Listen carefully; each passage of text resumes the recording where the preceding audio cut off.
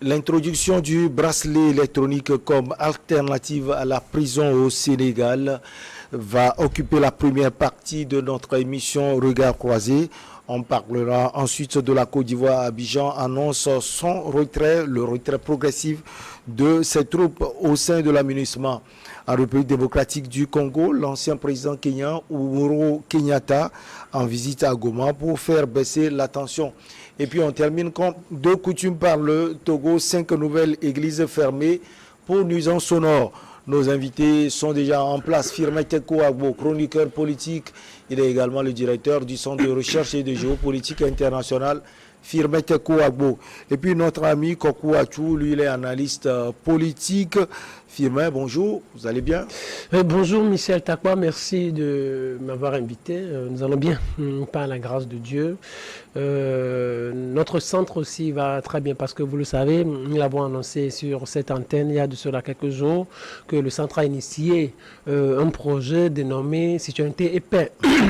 Nous sensibilisons donc sur les médias, nous sensibilisons sur les réseaux sociaux, sur les valeurs citoyennes, sur la paix. Et bientôt, dans quelques jours, nous serons dans les écoles, pour parler aux jeunes des valeurs de la paix et de comment il est nécessaire de préserver la paix. Parce que sans la citoyenneté et la paix, il est difficile de construire ce que nous appelons nation, il est difficile de construire ce que nous appelons État. Donc nous sommes de plein pied dedans. Dès que nous aurons toujours de nouvelles informations, nous vous le ferons parvenir parce que nous avons besoin de tous, nous avons besoin du soutien de tout un chacun parce que c'est un devoir républicain dans lequel nous nous sommes engagés et on a besoin de tous ceux-là qui nous suivent et qui ont les informations. Alors, Kokou Achou, bonjour, vous allez bien? C'est votre première fois dans Regard croisé? Bonjour, monsieur Michel. Bonjour, Michel. Cher panéliste, Teko Firmin.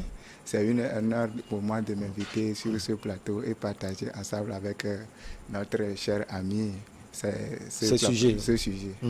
Allez, d'abord, la première direction, c'est le Sénégal.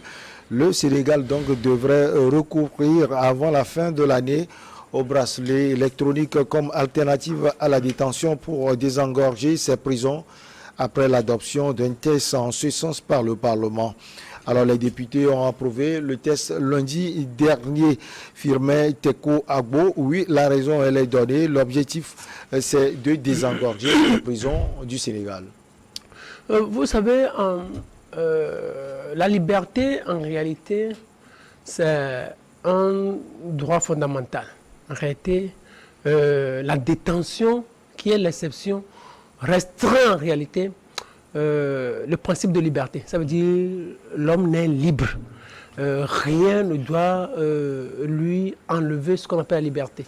Mais c'est parce qu'il y a certaines circonstances de la vie qui naissent et qui obligent à ce qu'on crée des conditions de détention, dont la prison, les maisons d'arrêt et autres. Donc l'objectif dans la vie ou l'objectif de tout État ne doit pas être de mettre les gens en prison ou d'avoir pour ambition des prisons pleines, parce que ceux-là qu'on met dans les lieux de détention ou dans les maisons d'arrêt, c'est des dépenses qui pèsent véritablement sur l'État. Donc l'objectif des dirigeants, je ne pense pas que ça soit de remplir régulièrement les prisons. Or, comme nous sommes dans la vie, c'est ce qui est quotidien. Quand vous allez à la prison civile de l'homme, quand vous allez dans les prisons, quand vous allez aux États-Unis, chaque jour la police arrête des gens, chaque jour la justice condamne les gens. Mais ça ne devait pas être le cas. C'est pour cela que quelquefois on appelle à la moralisation, on appelle à respecter les règles qui régissent la République pour que les gens ne tombent pas dans les travers qui puissent les amener dans les centres de détention. Donc, vous savez, aux États-Unis aujourd'hui même, quand vous voyez ce qui se passe aux États-Unis, les États-Unis, c'est le pays qui a plus de prisonniers dans ces maisons d'arrêt. C'est le pays qui a plus de prisonniers dans ces maisons d'arrêt. Et aussi, c'est le pays qui dépense beaucoup plus sur les prisonniers. Par exemple, un prisonnier américain coûte par exemple, en moyenne quotidiennement $100 par jour. Un prisonnier américain, il coûte près d'un... C'est énorme pour l'État. C'est énorme pour l'État. C'est pour cela qu'aux États-Unis, quelquefois, on ferme, je ne dis pas qu'on ferme les yeux sur certaines choses, mais on crée des conditions pour avoir moins de prisonniers. Parce que, vous savez ce qui se passe, c'est régulier du moment où le monde évolue et la criminalité est abonde dans un certain nombre de villes américaines. Et donc, en Afrique, je me demande si on réfléchit vraiment. Si aujourd'hui le Sénégal est en train de réfléchir pour avoir moins de prisonniers, c'est déjà une bonne chose. Parce que quand vous gardez des gens dans les maisons d'arrêt, ça coûte énormément à l'État. Et en ce temps, précisément, en ce temps de vie chère, l'État a plus besoin de sous pour aider ceux-là qui sont dehors à s'en sortir, pour créer des conditions minimales pour leur permettre de pouvoir résorber cette crise de vie chère. Donc ce que le Sénégal a sorti, c'est une très bonne chose. Dans la mesure où ça va permettre de libérer un certain nombre de personnes, mais que ces personnes marchent ou vivent avec les bracelets électroniques. Quand on va bracelet électronique, quelquefois on vous met ça au pied. Et donc, lorsque vous vous déplacez ou que vous violez la règle qui régit ce bracelet, celui-là qui détient ce bracelet ou celui-là qui vous contrôle, il le sait et puis il cherche à savoir exactement, à vous localiser et on sait là où vous êtes et on vous reprend. Donc, ça, là, par exemple, ça permet de désengorger les prisons. Du Sénégal. Du Sénégal, mais c'est une très bonne chose. Mais est-ce que le Sénégal dispose d'assez de moyens pour pouvoir avoir assez de bracelets? Parce que c'est des choses qui coûtent cher et pouvoir aussi de le poursuivre. La même manière aussi, c'est d'arriver à qualifier les délits et les crimes. C'est-à-dire, on n'envoie pas tout le monde en prison. C'est pas parce que la personne a volé un bœuf qu'on l'envoie systématiquement en prison. C'est ce qui existe aujourd'hui en Afrique. Donc, si on arrive à travailler sur les délits, qui doit-on envoyer en prison? C'est ça aussi un élément fondamental. Qui doit-on envoyer en prison? Est-ce que c'est les délits mineurs? On les envoie en prison ou pour les délits mineurs, on vous met juste un bracelet? C'est-à-dire, on ne peut pas, écoutez, on ne va pas permettre aux vrais criminels, je dis vrais criminels, de vaquer librement à leurs occupations. Alors, ce problème, c'est le problème commun à presque tous les pays africains. Firmin Teko, Agbo l'a dit tout à l'heure, aucune date n'a été communiquée, mais l'application est prévue dans les 6 mois au Sénégal. Alors, est-ce qu'on peut dire que le Sénégal est en train d'ouvrir peut-être une nouvelle page de son histoire à travers ces décisions? Oui, bien sûr, en matière d'intronisation de ce bracelet électronique pour contrôler ces prisonniers, de ne pas les mettre en prison, on peut dire aujourd'hui que le Sénégal est en train de faire un grand pas là-bas, dans ce sens-là. Comme mon frère Yves vient de le souligner, je vais m'aborder aussi dans ce sens pour dire que aujourd'hui nous traversons une grande crise mondiale où tout le monde a connu. Donc, quand nous prenons par exemple en général en Afrique le taux de criminalité qui s'augmente et le taux de popularité de nos prisons, ça devient une charge énorme pour nos États. C'est-à-dire, les nourrir, s'occuper d'eux. On ne seulement pas que de les nourrir, mais de leur santé aussi.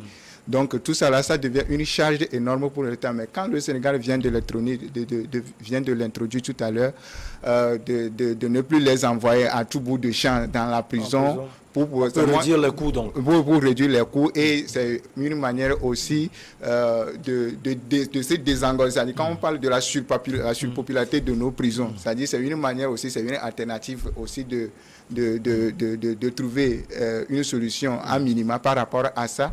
Maintenant, quels sont ces types de crimes, c'est-à-dire de personnes qu'on doit identifier, qui doivent porter ces bracelets-là? Peut-être qu'on ira en profondeur, peut-être après le Sénégal va plus expliquer. Voilà. C'est une question essentielle qu'il a posée. Hein. Quels sont ces prisonniers qui vont porter le bracelet?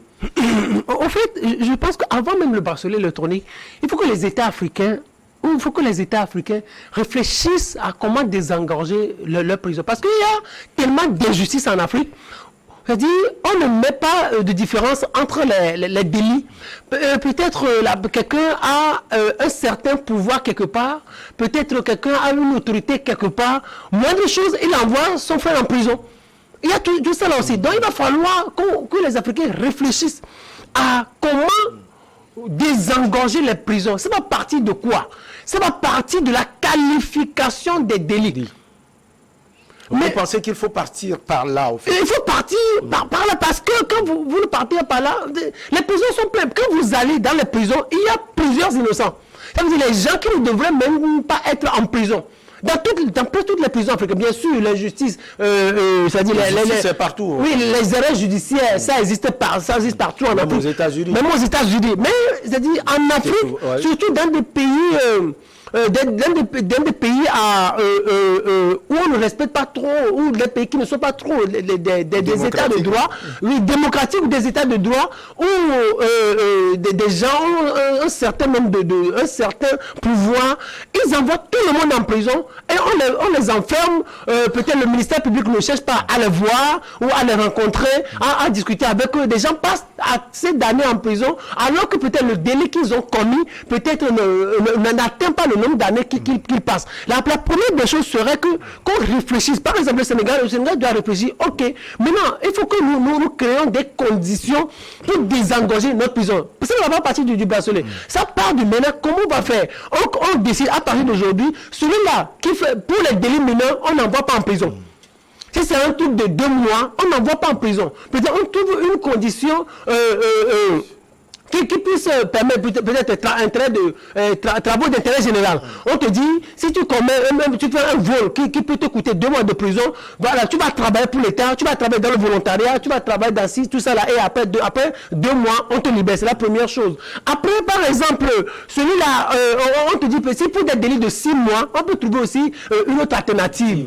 On peut trouver aussi une autre alternative. Pour d'autres choses, ou peut-être d'autres choses qui sont un peu difficiles, on te dit, maintenant, on vous impose le bracelet électronique. Pour le bracelet électronique, ça permet de vous contrôler. Et avec ça, on allège les choses et on désengorge les prisons et l'État a moins de charges. Mais si on ne fait pas ça, on te dit, bon, on dit bracelet électronique, on donne ça à tout le monde, je pense que ça va être un peu difficile. Donc, pour vous, cela doit suivre une étape d'éthique avant. Oui, ça doit savoir, c'est ce que moi je dis. Bracelet électronique. Oui, c'est ce que je dis souvent aux Africains. Par exemple, aux Pays-Bas, c'est-à-dire ceux-là qui consomment assez d'alcool, c'est-à-dire ceux-là qui commettent peut-être des accidents et qui sont dans un état d'ébriété, c'est-à-dire des soulards. Ouais. Et quand on les a en prison, et peut-être où l'État a décidé de ne pas les garder, c'est-à-dire on vous met le bracelet électronique. Pour ceux qui sont en état d'ébriété et qui commettent un délit et qu'on envoie en prison, c'est ce que le Pays-Bas a initié. Donc, ceux-là,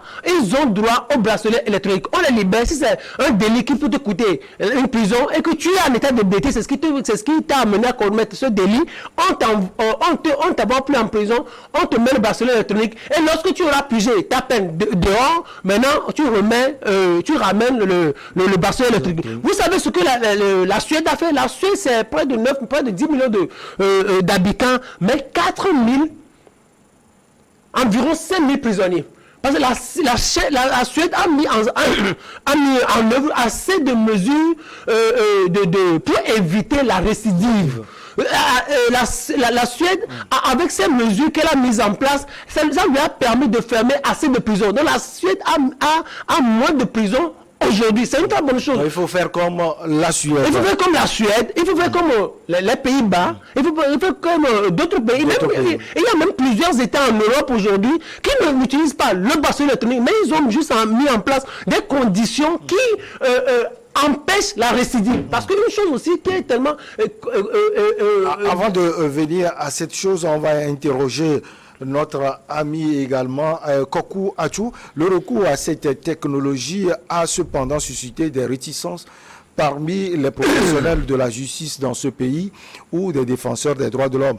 Les réserves portent sur la capacité du système judiciaire de ce pays pour appliquer la mesure, ça c'est un. Sur l'accès illégal aux moyens de communication, c'est très important aussi. Ces moyens qui doivent permettre de les mettre en œuvre, ou sur l'équité entre justiciables ou qui bénéficieraient ou pas. Ça, vous l'aviez évoqué. Alors, Kokou, on a touché plusieurs aspects. Est-ce que le Sénégal a les moyens aujourd'hui pour faire cela? Parce que bracelet électronique aussi, ça demande des moyens financiers et des moyens technologiques. Voilà, c'est là le gros souci du Sénégal maintenant, c'est là où nous tous, ou bien tous les peuples, les autres peuples de l'Afrique de l'Ouest attendent au pied ferme le gouvernement sénégalais de faire son savoir-faire. Et on va voir, parce que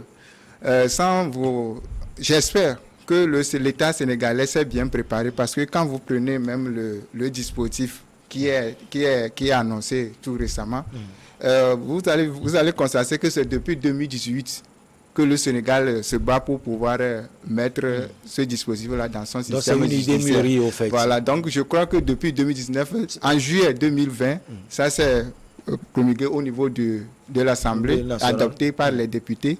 Donc je crois que quand je trouve maintenant la chronologie de cette intronisation de ce bracelet dans le système judiciaire, je crois que le Sénégal, le gouvernement, l'État sénégalais s'est préparé, il s'est mis de moyens pour pouvoir arriver là, mais une autre chose de faire annonce et une autre chose de le mettre en pratique, de l'application sur le terrain.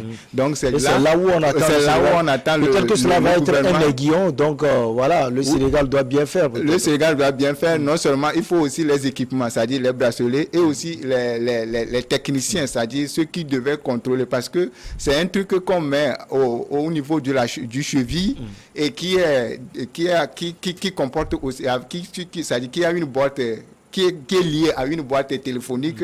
Ou, c'est-à-dire quelqu'un... Un système de géolocalisation. Voilà, un système de géolocalisation connecté même toujours avec un réseau, c'est-à-dire un réseau téléphonique. Maintenant, quand nous allons voir au niveau de la réseau télécommunication du Sénégal, il y a aussi des petites doutes là-bas, parce que si ça dit, c'est quelque chose qui marche avec un réseau téléphonique. Maintenant, est-ce que le Sénégal aujourd'hui est au top au niveau de son réseau téléphonique pour pouvoir ne pas amener des petites difficultés en exercice, c'est-à-dire au moment d'exercice de ce bracelet. Donc c'est là maintenant le gros souci, mais nous attendons de voir, et je pense que le Sénégal, il s'est bien préparé pour pouvoir le mettre en place. Ça demande donc beaucoup de moyens. Firmin Tekou Agbo, en une minute. Oui, c'est une question de moyens. C'est une très bonne chose ce qu'ils ont fait. Moi, j'apprécie cela parce que c'est une politique qui permet de désengorger les prisons. Première chose. Mais est-ce qu'ils ont les moyens? Mais s'ils n'ont pas suffisamment de moyens, il y a d'autres pratiques. Comme je le disais tout à l'heure, la Suède et autres. Il faut que la justice soit stricte par rapport à un certain nombre de choses. Première chose, ceux-là qu'on amène pour mettre en prison, que la justice dise peut-être, que la justice arrive à qualifier les délits. Délits mineurs, on ne vous envoie pas en prison. Maintenant, autre chose, quand on envoie les gens en prison, il faut qu'on crée dans ces centres d'arrêt-là, des conditions qui puissent permettre aux gens, soit de fréquenter, de continuer leurs études. Première chose aussi, de continuer pas à travailler. C'est ça en fait. Donc quand la personne elle fait les études, quand la personne est là, elle travaille et tout ça, donc ça veut dire que la personne ne perd rien de sa vie. Et quand la personne va sortir, elle est déjà bien épanouie, les conditions de réinsertion sont bien appliquées, et la personne ne va plus chercher à commettre d'autres délits pour revenir. Parce que ce qui est bizarre en Afrique, dans les prisons africaines, comme des gens, ils vont, ils sont oubliés, ils n'ont plus d'endroit où loger. Au dehors, et quand ils sortent, ils cherchent toujours à retourner. Donc, ce sont des choses sur lesquelles il va falloir travailler pour ne pas avoir assez de récidivistes dans les prisons. On n'a pas d'argent. Écoutez, par exemple, en Chine, la plupart des prisonniers, on les amène sur des terrains pour travailler. Donc, l'État gagne pour construire les pays, pour construire les routes. Je ne pense pas que ce soit une mauvaise chose. On peut les appliquer aussi dans nos pays africains. Allez, on marque la petite pause. On revient avec nos chers invités pour la suite.